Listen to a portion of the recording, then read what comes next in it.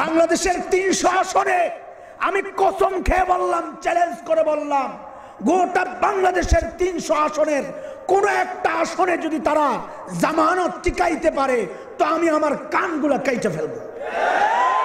আওয়ামী লীগের নৌকা ছাড়া যাও, একা একা নিজের দল থেকে দাঁড়াও। ওই কুলাঙ্গারদের মধ্যে একটার নাম হচ্ছে রাশেদ খান মেনন, আরেকটার নাম হচ্ছে ইনুক।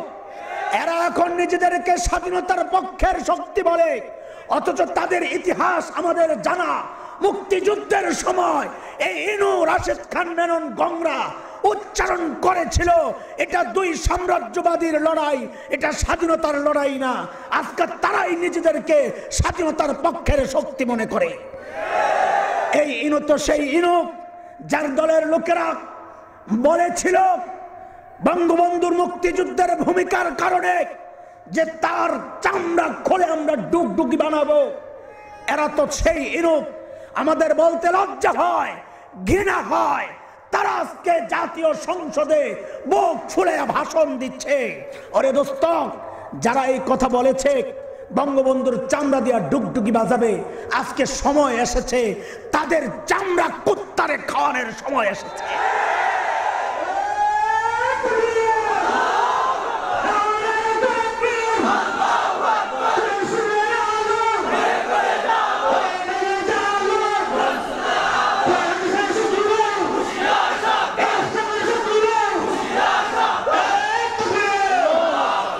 আপনাদের একতার প্রোগ্রামে আমার আলোচ্য বিষয় ছিল নাওয়াকিজে ঈমান, ঈমান ভঙ্গের কারণ।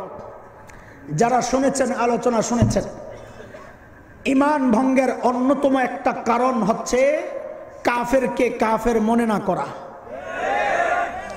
কাফেরকে কাফের মনে না করলেও সে কাফের।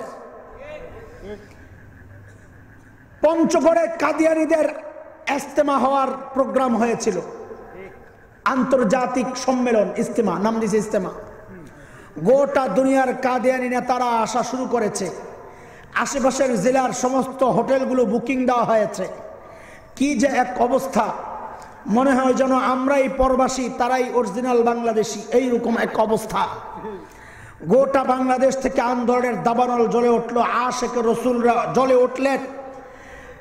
ইজতেমা সরকার বন্ধ করলো, তাদের শুভবুদ্ধির উদয় হয়েছে, আমরা মোবারকবাদ জানাই। ইজতেমা বন্ধ করা হলো। আমরা লক্ষ্য করলাম ইজতেমার পর বর্ণচোরাদের চেহারা উন্মুক্ত হয়েছে।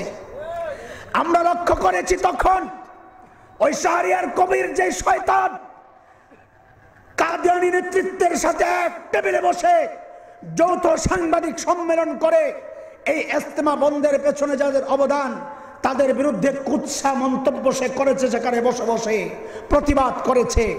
মানে তিনি জানিয়েছেন আমিও কাদিয়ানী।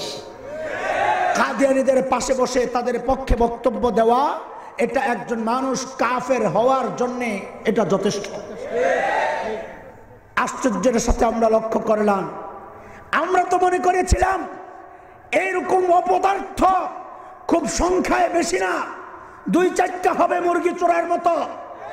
কিন্তু এখন দেখি হায় রে, 2-4টা না, এইরকম মুরগি চোরা এখন বাংলাদেশে অভাব নাই। রাশেদ খান মেনন গত 2 দিন আগে সংসদে স্পষ্ট দাঁড়ায়া ঘোষণা করলো, কথাগুলো বলল, হেফাজত নেতৃত্বকে নিয়ে কথা বলল, কওমি মাদ্রাসা নিয়ে কথা বলল। এরে মুসলমান, একটা কথা মনে রাখো, গোটা দুনিয়ার জন্যে, এটা আমি হলফ করে বলবো এবং কোরআন থেকে প্রমাণ দিতে পারবো, কারো যদি প্রমাণ দরকার লাগে, গোটা দুনিয়ার জন্যে কওমি মাদ্রাসা হচ্ছে এই উম্মতের জন্য এখন সবচেয়ে বড় নিয়ামত। আর রাশেদ খান মেনন দাঁড়ায়া দাঁড়ায়া ঘোষণা দিলেন কওমি মাদ্রাসা হচ্ছে 20 বৃক্ষ, এটা 20 বৃক্ষ।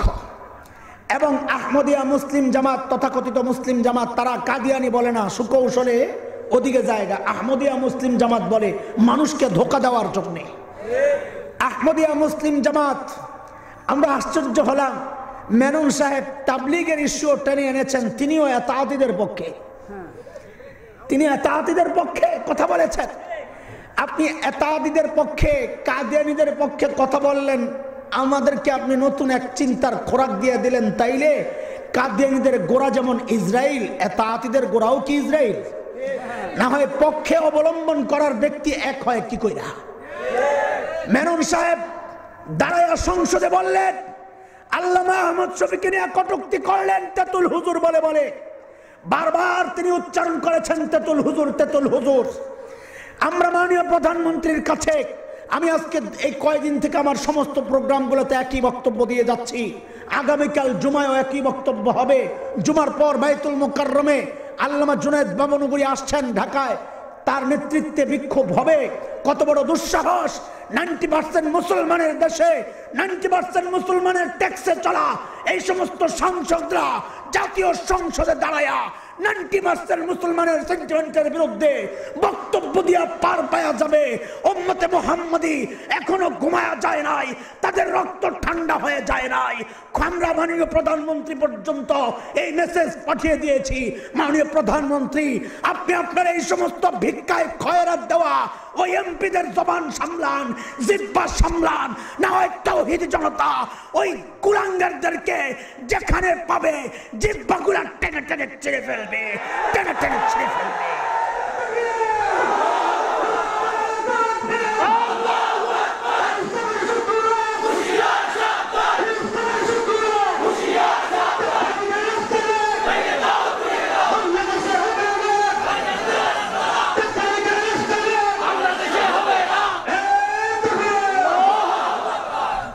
আশিক রাসূলরা, আজকে তুমি দুরূদ দাঁড়ায়া পড়বা না বসে পড়বা, এই নিয়ে তোমার মারামারি, অথচ তোমার নবীর খতমে নবুয়ত আক্রান্ত হচ্ছে, তুমি চুপচাপ বসে আছো। কিয়ামের জন্য তুমি জীবন দিতে পারো, খতমে নবুয়তের জন্য রক্ত দেওয়ার তৌফিক তোমার হয় না। দুরূদ শুয়ে পড়বা না, বইসা পড়বা না, দাঁড়ায়া পড়বা না, হাইটা পড়বা, সেটা তোমার বিষয়। কিন্তু এই একটা জায়গায় আসো, এক জায়গায় দাঁড়াই, আসো এক জায়গায় দাঁড়াই। আমার নবীর খতমে নবুয়ত আক্রান্ত হয়েছে, একজন মুসলমান হিসেবে এটা মেনে নেওয়া যায় না, মেনে নেওয়া যায় না। হেফাজতে ইসলামের ওই সম্মেলনে আমি আল্লামা জুনায়েদ বাবনী হাফিজাহুল্লাহকে পাশে বসাই একটা দাবি জানিয়ে আসছি। এই দাবি আজকে এখনো জানায়া যায়, সেটা হচ্ছে এই কুলাঙ্গারদের ধরে ধরে লিস্ট করেন, লিস্ট করেন। তাদেরকে হত্যার জন্য নয়, চোরাগুপ্তা হত্যার পক্ষে আমরা নই। লিস্ট করেন, আমাদের শেষ ঠিকানায় তাদের সাথে আমাদের লড়াই হবে আসল জায়গায়। কি সেটা? লিস্ট করেন, যাদের ঈমান ভঙ্গ হয়েছে তাদের জানাজা পড়া তো জায়েজ নাই। আল্লাহ তাআলা তার নবীকে বলেছেন, ওয়ালা তুসাল্লি আলা আহাদিম মিনহুম মাতা আবাদান ওয়ালা তাকুম আলা কবরিহি ইন্নাহুম কাফারু বিল্লাহি ওয়া বিরাসূলিহি। যারা কুফরের উপর যাদের মৃত্যু হয়েছে আপনি নবী তাদের জানাজা পড়বেন না। কাফেরদের জানাজা পড়া কি নাই? জায়েজ নাই। আমি স্পষ্ট করে নাম বলে বলে ঘোষণা করেছি ডক্টর কামাল মুরতাদ, কারণ তিনি কাদিয়ানীদের পক্ষ নিয়েছেন। শাহরিয়ার কবির মুরতাদ, কারণ তিনি কাদিয়ানীদের পক্ষে নিয়েছেন। সন্ত্রাসী ওই যে উত্তরবঙ্গে নয়, দক্ষিণবঙ্গে কুষ্টিয়ায় কয়েকদিন আগে মাহফিল করে আসছি 3 তারিখে। তখন সবাই বলেছে হুজুর আলোচনা একটু সাবধানে। কেন ভাই, কি সমস্যা? এটা ইনুর এলাকা, ইনুর এলাকা। তো ইনু আর মনুদের গণার সময় আমার নাই, জানাইয়া দিচ্ছি। ইনু আর মনুদের গণার সময় আমাদের নাই। এরা তো সন্ত্রাসী। বঙ্গবন্ধুর হত্যার পর ট্যাঙ্কের উপর দাঁড়ায় যারা লাফাই ছিল, এদের ওই ছবি এখনো আমাদের হৃদয়ে গেঁথে আছে। আজকে 7ই মার্চের সেই ঐতিহাসিক দিন, যেই দিনে রেসকোর্সের তক্ত ভাষণে বঙ্গবন্ধু স্বাধীনতার ডাক দিয়েছিলেন, সেই বঙ্গবন্ধুর হত্যার পর যারা আনন্দ উল্লাস করেছে তাদেরকে গণার টাইম আমাদের নাই। কথা বলেন ঠিক কিনা? স্বার্থের জন্য কেউ এক হতে পারে, আদর্শের দিক থেকে আমরা এক হতে পারি না। ওই ইনওয়ার মিনুদেরকে সারা জিন্দেগি আমরা বলেছি এরা ইসলামের শত্রু, কমিউনিজম সৃষ্টি হয়েছে ইসলামকে মোকাবেলা করার জন্য। আজকে কমিউনিজম নাই, কমিউনিস্ট ওই খবিশরা রয়ে গেছে। তাদের ওই খবাসত, ভিতরের ওই নোংরামি এখনো শেষ হয় নাই। তারা মাঝে মধ্যেই নিঃশ্বাস ফেলে, বিষাক্ত নিঃশ্বাস, যেগুলো ইসলাম আর মুসলমানদের বিরুদ্ধে যায়। আমরা স্পষ্ট করে জানাইয়া দিতে চাই, আমি হেফাজত আমিরের কাছেও এই দাবি জানিয়ে আসছি, আপনারা না পারলে আমাদেরকে দায়িত্ব দেন, আমরা লিস্ট করি। যারা কাফির তাদের লিস্ট করি কেন? যেন এই বর্ণচোরা মুসলমান নামধারী মুরতাদদের জানাজা বাংলার জমিনে কেউ না পড়ে।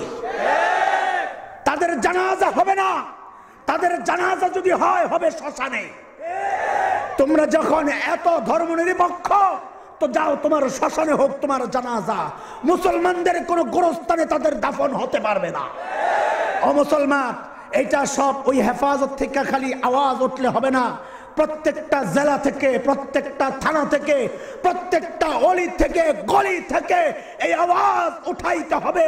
বাংলাদেশে হিন্দু থাকবে, খ্রিস্টান থাকবে, মগ, মুরাং, গারো, চাকমা, কোকিল, সাঁওতাল, টিপরা সব থাকবে। আল্লাহর নবীর দুশমনরা এই পবিত্র জমিনে থাকতে পারবে না, থাকতে দেওয়া হবে না। এই কথার সাথে একমত? ইনশাআল্লাহ ডাক আসলে আগাইতে হবে ইনশাআল্লাহ। এ মুসলমান, আল্লাহকে সাক্ষী বানাও। লিল্লাহি তাকবীর।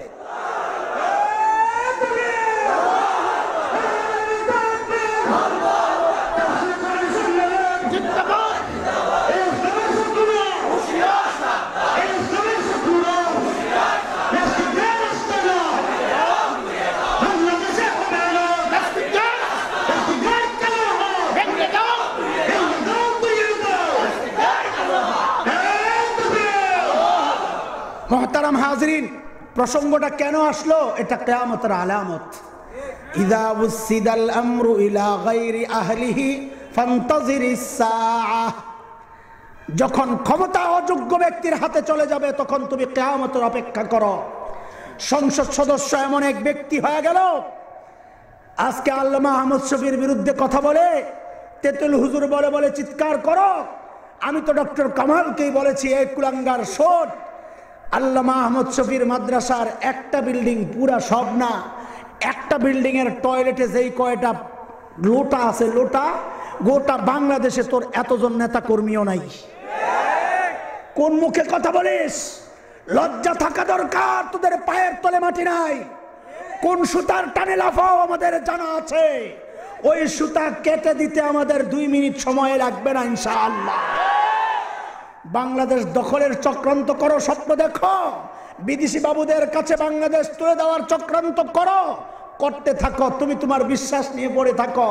আমি আমার বিশ্বাস লালন করি, সেটা হচ্ছে আমার নবী ভবিষ্যৎবাণী করেছেন কিয়ামতের আগে। এটাও একটা আলামত। দোস্ত শুনেন, কথায় কথা টানে। আমার নবী বলেছেন এমন এক সময় আসবে যখন গোটা দুনিয়ার কাঁচা পাকা সমস্ত ঘরে ইসলাম ঢুকে যাবে। তুমি বাংলাদেশ দখল করার চিন্তা করছো? আরে আমি তো আমার নবীর ভবিষ্যৎ বাণী যেটা করেছেন ওটা কবে বাস্তবায়িত হবে ওই অপেক্ষায় আছি। তুমি বাংলাদেশ কি দখল করবা? আমি তো কল্পনার সাগরে বসে আছি। আমি তো বসে বসে চিন্তার কল্পনা করছি কবে দিল্লির লালকেল্লায় কালিমা খচিত পতাকা পথপাত করে উড়াবো ইনশাআল্লাহ। তুমি বাংলাদেশ কি দখল করবা? আমি তো স্বপ্নে বিভোর। আমি তো ওই স্বপ্ন দেখছি কবে হোয়াইট হাউসের উপরে কালিমা খচিত পতাকা উড়াবো ইনশাআল্লাহ। কারণ আমি আমার নবীর ভবিষ্যৎবাণী বিশ্বাস করি। তুমি তোমার পরিকল্পনা করতে থাকো। ওমা করু ওমা করাল্লাহ আল্লাহু খায়রুল মাকিরিন। তুই তোর চক্রান্ত করতে থাক, আল্লাহ তার কৌশল আল্লাহ করতে থাকবেন ইনশাআল্লাহ। আল্লাহ তার কৌশল বাস্তবায়ন করবেন। এই উলামায়ে দেওবন্দ হক্কানি আলেম এবং তাদের সাথে সম্পৃক্ত যারা রাখে, সম্পর্ক যারা রাখে, ওই তৌহিদি জনতার মাধ্যমে আল্লাহ তার পরিকল্পনা বাস্তবায়ন করবেনই করবেন ইনশাআল্লাহ।